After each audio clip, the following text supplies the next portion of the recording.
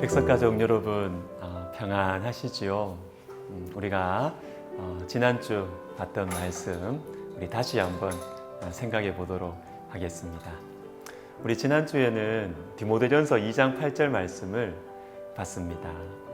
그러므로 각 처에서 남자들이 분노와 다툼이 없이 거룩한 손을 들어 기도하기를 원하노라. 제가 두 가지 말씀드렸습니다. 하나님의 남자는 하나님의 말씀의 명령에 충성하는 사람이다. 그리고 또 하나는 하나님의 남자는 기도하는 사람이다는 것입니다. 남자들이 절대 권위자인 예수 그리스도를 왕으로 총사령관으로 따르지 않고 그의 명령에 충성하지 않으면 가정이 흔들립니다. 사회도 국가도 심하게 흔들려요.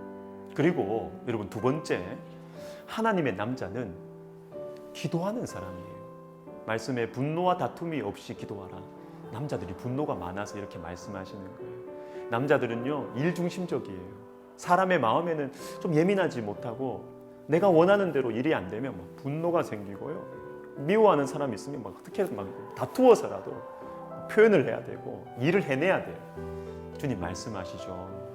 하나님의 남자들아, 분노와 다툼이 없이 기도하라.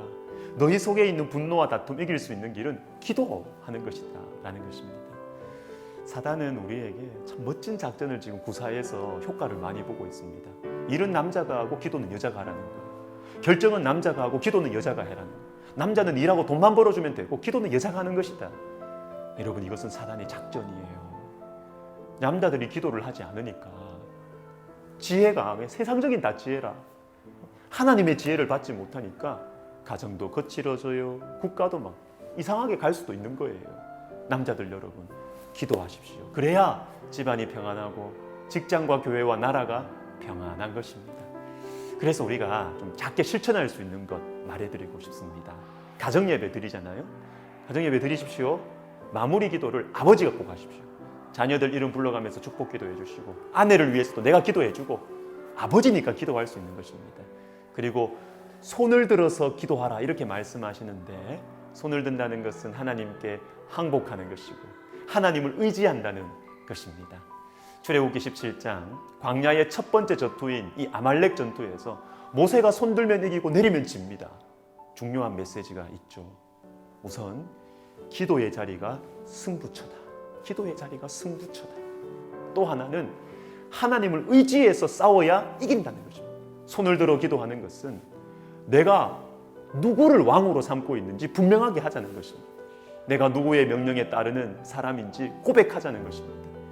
여러분, 우리가 이렇게 손을 들어서 기도할 때, 하나님을 왕으로 모시고 충성하며 살아갈 때 여호와 니시, 여호와는 나의 깃발, 이 승리의 축복을 받는 것입니다. 내 삶 속에 내가 깃발을 들고 있으면 하나님이 여기 계신다는 거예요. 하나님의 남자들은 깃발을 드는 사람, 기도에 손을 드는 사람들인 것입니다. 하나님의 남자들 여러분, 우리 다시 한번 다짐합시다. 저를 따라해 주세요. 제가 깃발을 들겠습니다. 제가 기도하겠습니다. 제가 손을 들어 기도하겠습니다. 남은 한 주 정말 우리 모두가 기도하는 하나님의 남자가 되어서 살아가기를, 그리고 우리 여자분들은 남자분들 위해서 좀 기도해 주세요. 불쌍하잖아요. 기도하는 내 남편 되게 해주십시오. 이렇게 우리가 살아가시기를 예수님의 이름으로 축복합니다. 여러분, 사랑하고 축복합니다.